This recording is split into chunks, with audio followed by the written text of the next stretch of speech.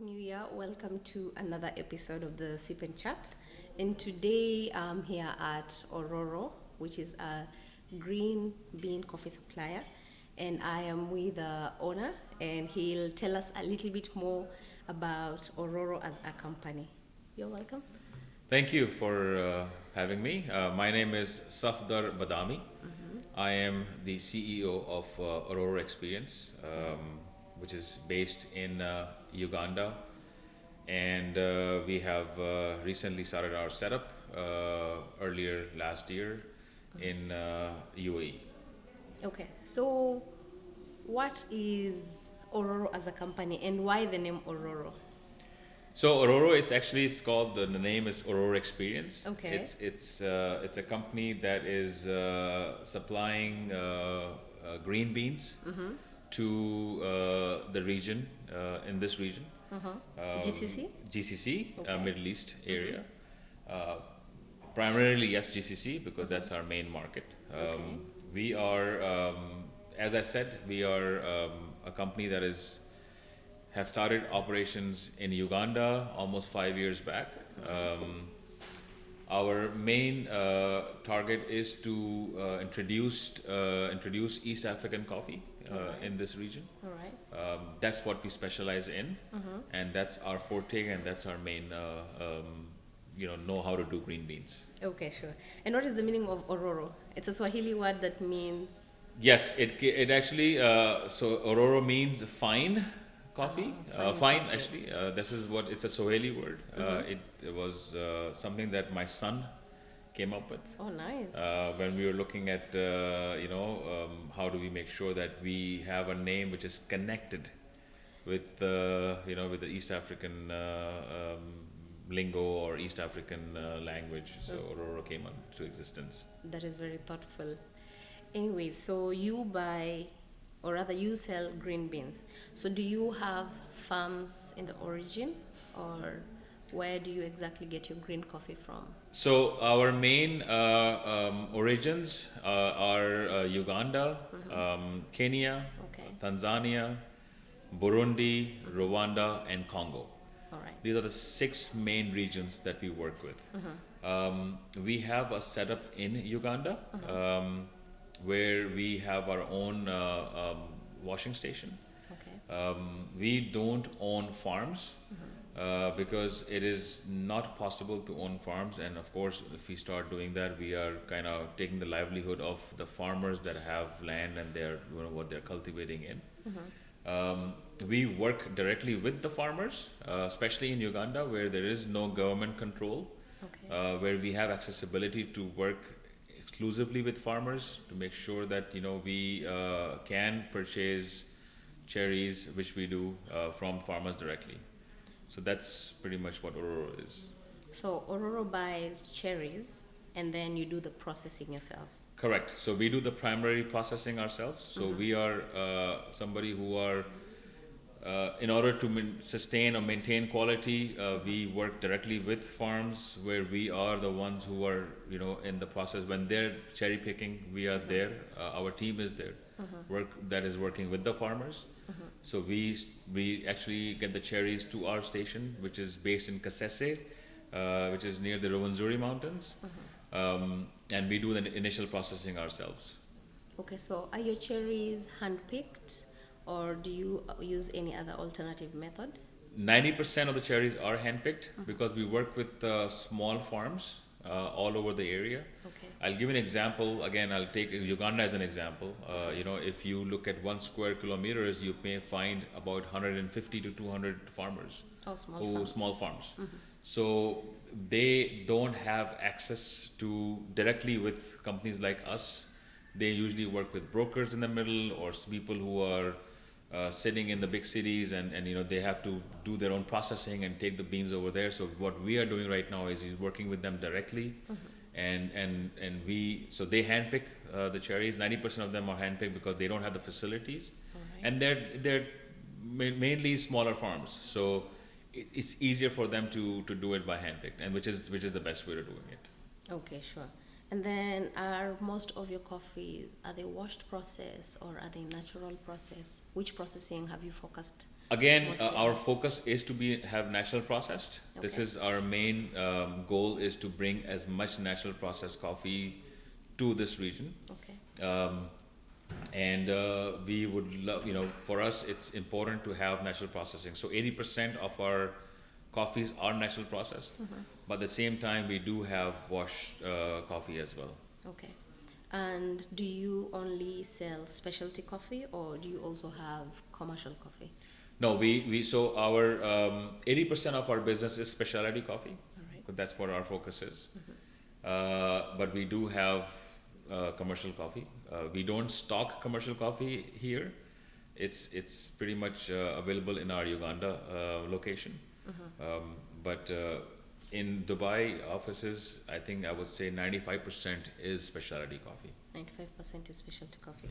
And when you have initially introduced Ororo, you said you focus mostly on East African coffee. In East Africa, do we practice organic coffee? Is it a thing or not really? I think it's still very early for East African farmers to initiate or get their focus on organic coffee, because as I said, the square mileage or the areas that farmers control are very small, and there has not been a major introduction on organic coffee. I think they are still behind on bringing specialty beans, because their main focus has always been to generate as much revenue as they can by producing either robustas or low quality arabicas as Arabica. commercials. So I think now East African farmers are coming up with multiple ways to enhance their their quality of the beans. So organic coffee is still new concept for them. So we are yet to Yet catch up. yet to catch up, exactly. We're yet to catch Yes, up. yes. Okay, cool. And how do you dry your coffees? Do you slow dry them? Do you sun dry them? So yes, our main African beds that we use are sun. So they all go for sun drying. We do about 3 weeks, 21 days, 18 to 21 days of drying, All right. depending upon the process, right? Because we do honey process, we do natural. Okay. Majority of them is natural. So depending upon the year, depending upon the climate condition, the weather, we keep anywhere from 18 to 21 days in drying process. So it's all depending on how the nature. Yes, Dep- nature plays its part, and we make Okay. sure that we are, making sure that we do the right processing for that. Okay.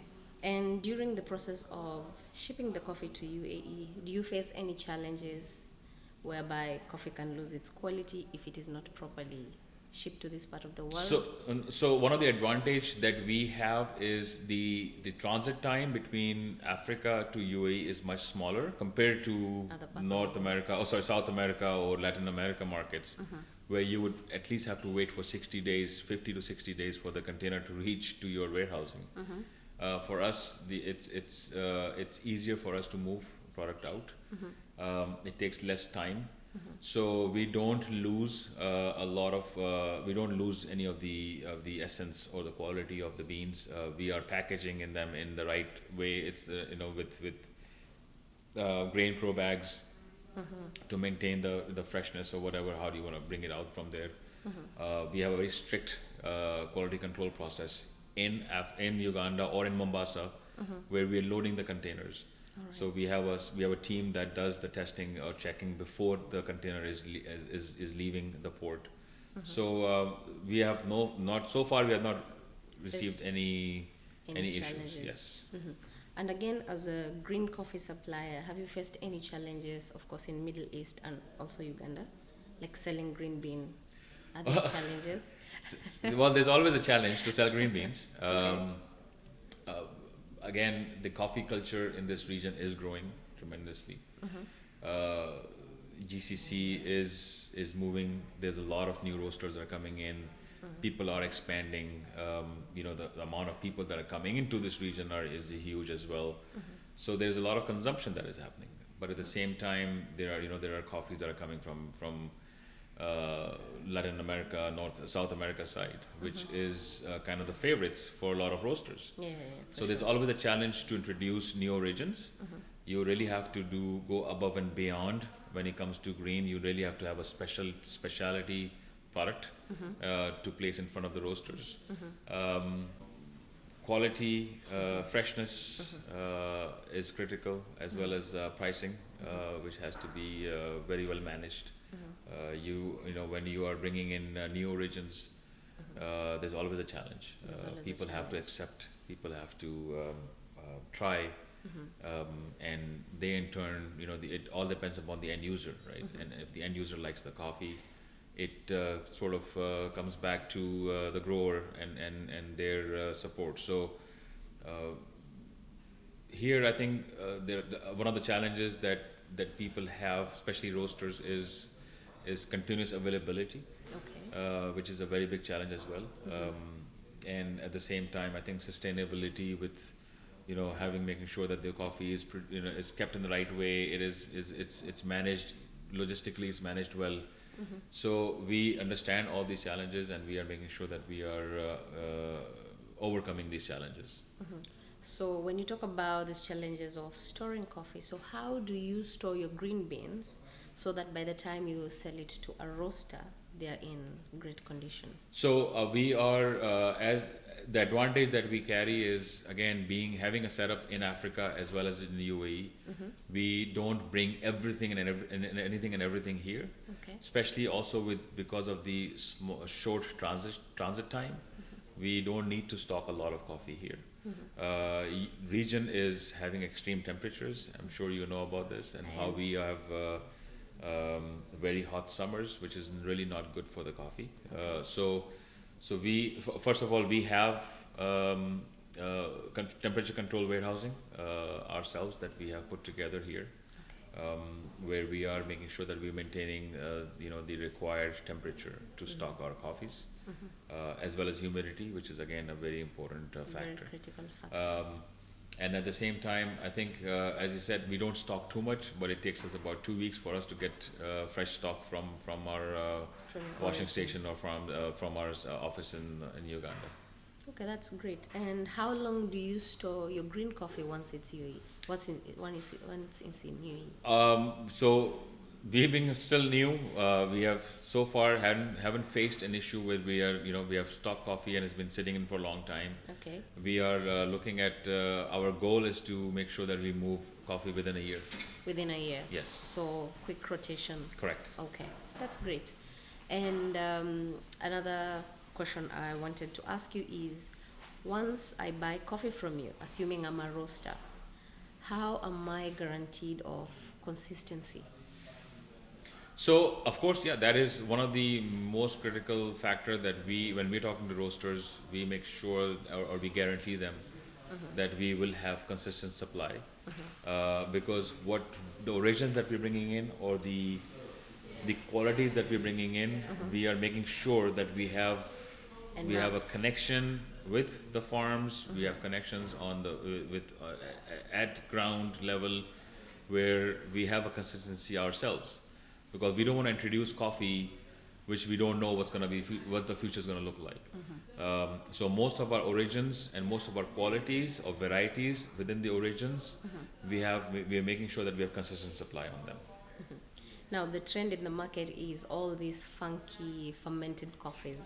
Have you yet tried any special fermentation process in your stations? Not yet. Not We yet. are working towards setting up something this year, Okay. where we will do some sort of fermentation. As I said, it's still new for the people over there. There are a few guys that are doing it in Africa, but that's already in the works. And because you focus mostly on East African coffee, do you do Ethiopian coffee? Because, of course, Ethiopian being the motherland, most people have very high expectation, or rather they prefer Ethiopian coffees as well. Yes. So no, we technically currently we're not doing any Ethiopian coffees, Okay, because we see a lot of people already doing it right okay, now, okay. and we leave it to them You leave it to them. handle that. Okay. And at the same time, I think the government control that's out in Ethiopia you really cannot bring any changes to or bring any processes that you would like to. You know, it's so this is where we face a challenge in making sure that we are working directly with farms is a challenge in Ethiopia that I feel that we are having. So until and unless we don't overcome that, we will probably won't be bringing any Ethiopian coffee. All right, sure. And as we wrap it up, and we are coming to the end of our conversation today, if somebody wants to get in touch with Ororo, where can they find you guys? So we are all over the place, but we are. So we have a setup. We have an office in Barsha Heights. Okay. We have our website, ororoexperience.com. Okay. We have an Instagram page as well by the name of Ororo Experience. So you are in anybody's. It's easy to find us online. We are also going to be in the World of Coffee this year. We are right outside the Brewers Village. I think the hall number is A10, if I'm not mistaken. Okay. So yeah, we're easy to find. It was really nice having you on board. And before we conclude this, how is Ororo as a company very different from any other coffee bean supplier? Ororo, the reason Ororo is what they are doing right now is, again, as I said, we with our backward integration, our setup in Africa, that is something that differentiates us from a lot of other suppliers here. Our ability to control the initial processing that is happening in Africa, where we are not only green bean suppliers, but we are actually bringing an experience from the get-go, which is from the cherry picking all the way to the cup. So our concept from farm to cup is something that we're trying to create by bringing, not the beans that have gone through our processing or gone through the testing or gone through our team in Africa. That is really great. So yes, guys, you've heard it from the CEO of Ororo. And if you really want to visit them, yes, they have a place in Albasha Heights. Or you can also check them out on World of Coffee. Till next time, bye.